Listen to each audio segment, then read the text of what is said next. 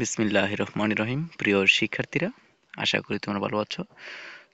তোমাদের পঞ্চম শ্রেণীর শিক্ষার্থীরা তোমরা যারা রয়েছো, তোমাদের বাংলা বিষয়ের কিছু শব্দার্থ, শূন্যস্থান এবং প্রশ্ন নিয়ে আজকে আলোচনা করব, যে আসলে সেগুলো তোমরা কিভাবে লিখবে বা সেগুলো উত্তরগুলো তোমরা কিভাবে পাবে। তোমরা জানো যে তোমাদের অনেকের এখানে স্কুলে তোমরা যারা রয়েছো তোমাদের গাইড বের হয়েছে, এবং যারা গাইড এখনই নাওনি তোমাদের জন্য আমি কিছু প্রশ্নের সাজেশন তৈরি করেছি। এমনকি তোমরা অনেকে বলেছো যে স্যার আমাদের কিছু প্রত্যেকটি পরীক্ষার সাজেশন বা উত্তরমালাগুলো আমাদের একটু দিলে আমাদের অনেক ভালো হতো, তাহলে আমরা পড়তে পারতাম, কারণ আমাদের পরীক্ষা তো বলতে বলতে চলে আসবে। তো তাদের জন্য মূলত ভিডিওটি তৈরি করা। তোমরা যারা রয়েছো, তোমরা যদি আমাদের চ্যানেলে নতুন হয়ে থাকো তাহলে চ্যানেলটি সাবস্ক্রাইব করে বেল বাটনে ক্লিক করে রাখবে, যেন এরকম নতুন নতুন ভিডিওগুলো তোমাদের কাছে সর্বপ্রথমে চলে যায়। তোমরা পরীক্ষার জন্য একটা প্রস্তুতি নিতে পারো, সেজন্য বলবো। তোমাদের দেখো এখানে বীর রক্তে স্বাধীন এই দেশ, এই অধ্যায় থেকে তোমাদের এখানে বেশ কিছু কাজ দেওয়া আছে। রিডিংটা তোমরা একটু ভালোভাবে পড়ে নিবে। তারপরে তোমাদের যে কাজগুলো রয়েছে, এখানে শব্দার্থ রয়েছে, শূন্যস্থান রয়েছে, শূন্যস্থানগুলো আমরা উত্তর দেখার চেষ্টা করব। তারপরে হচ্ছে তোমাদের প্রশ্ন, এই প্রশ্নগুলো উত্তর আমরা দেখব যে আসলে এখানে প্রশ্নগুলো উত্তর কি হবে। তো চলো প্রিয় শিক্ষার্থীরা, শুরু করা যাক। উত্তরগুলো দেখতে হলে আবারও বলবো, যারা এখনো চ্যানেলটি সাবস্ক্রাইব করেনি তোমরা চ্যানেলটি সাবস্ক্রাইব করতে কিন্তু ভুলবে না।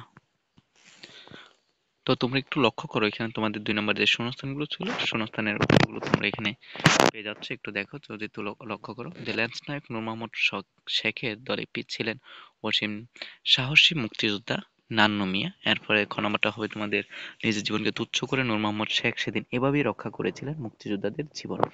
গ নম্বর শূন্যস্থান হচ্ছে তোমাদের ল্যান্স নায়ক মুন্সি আব্দুর রব 1943 সালে 8ই মে ফরিদপুর জেলার বোয়ালমারী থানার সালামতপুর গ্রামে জন্মগ্রহণ করেন। এরপর রয়েছে তোমাদের, এই যুদ্ধে জয়ী বাহিনী হিসেবে মুক্তিযোদ্ধারা বই এনেছেন অসীম গৌরব। এরপরে তোমাদের যে প্রশ্নগুলো রয়েছে, যে নূর মোহাম্মদ শেখ কিভাবে নিজের জীবন তুচ্ছ করে মুক্তিযোদ্ধাদের জীবন বাঁচিয়েছিলেন, যে তোমরা একটু মনোযোগ দাও।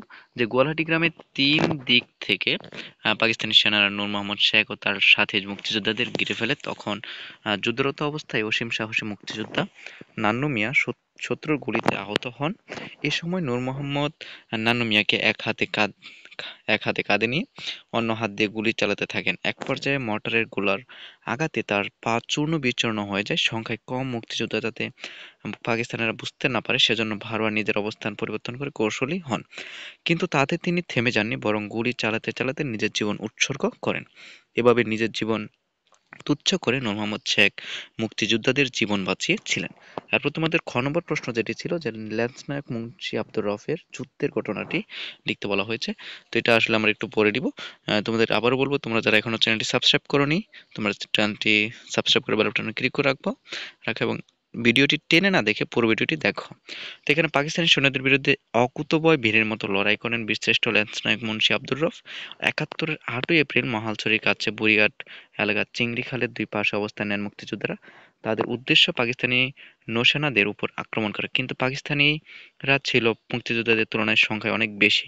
মৃত্যু অবধারিত জেনে অসীম সাহসী মুক্তিযোদ্ধারা লড়াই চালিয়ে যেতে থাকেন।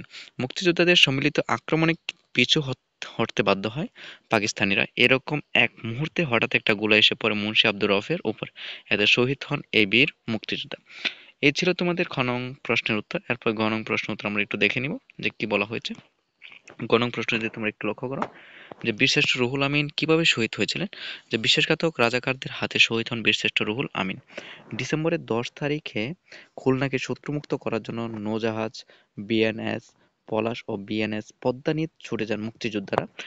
রুহুল আমিন ছিলেন নৌজাহাজ বিএনএস পলাশে। তারা খুলনা শিপইয়ার্ডের কাছে এলে হঠাৎ জাহাজ দুটির উপর বোমারু বিমান থেকে বোমা ফেলা হয়। আহত অবস্থায় ঝাঁপ দিয়ে নদী সাঁতরে পাড়ে উঠে বোমার আঘাত থেকে নিজেকে রক্ষা করতে পারলেও রাজাকারদের হাতে নির্মমভাবে মৃত্যু হয় তার, শহীদ হন বীরশ্রেষ্ঠ রুহুল আমিন। এ ছিল তোমাদের গ নং প্রশ্নের উত্তর। তারপর গ নং প্রশ্ন উত্তর আমরা একটু দেখে নিব, যে পার্থ থেকে মুক্তিযুদ্ধের বীর যোদ্ধাদের সম্পর্কে যা জেনেছি তা নিজের ভাষায় লিখতে বলা হয়েছে। আসলে এখান থেকে আমরা কি বুঝেছি, কি জেনেছি সেটি আজকে আমরা জানার চেষ্টা করব। তোমরা একটু দেখে নাও, যে মুক্তিযুদ্ধের সময় বীর মুক্তিযোদ্ধাদের আত্মত্যাগের মাধ্যমে এদেশকে স্বাধীন করেছেন। মুক্তিযুদ্ধে তাদের অবদান অপরিসীম। দেশকে শত্রুমুক্ত করতে তারা প্রাণপণ লড়েছেন।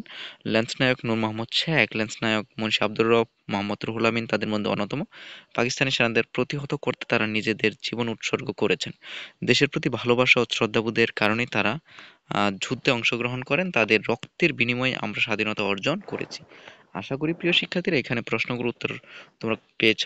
এরপর তোমাদের এখানে যে কাজগুলো দেওয়া আছে, বিপরীত শব্দ লিখো এবং তা দিয়ে একটি করে বাক্য গঠন করো। যেমন এখানে দেখো যে দুরন্ত, দুরন্ত শান্ত, অসীম সসীম, সুনাম দুর্নাম, বীর কাপুরুষ, জয় পরাজয়, জীবন মরণ। এই ছিল তোমাদের বিপরীত শব্দ এবং এগুলো দিয়ে এক একটা বাক্য গঠন করতে বলা হয়েছে। এখানে লেখা আছে, তোমরা একটু পড়ে নিবে। আশা করি প্রিয় শিক্ষার্থীরা সকল প্রশ্নের উত্তরগুলো তোমরা খুঁজে পেয়েছো। এরকম নতুন নতুন ভিডিওগুলো পেতে, তোমাদের পরীক্ষার সাজেশনগুলো পেতে অবশ্যই চ্যানেলটির সাথে সাবস্ক্রাইব করে রাখবে, যেন এরকম নতুন নতুন ভিডিওগুলো তোমাদের কাছে সর্বপ্রথমে চলে যায়। আজকের জন্য এতটুকুই। তোমাদেরকে অসংখ্য অসংখ্য ধন্যবাদ পুরো ভিডিওটি দেখার জন্য। ধন্যবাদ প্রিয় শিক্ষার্থীরা, ভালো থাকো, সুস্থ থাকো, এটিই কামনা করি।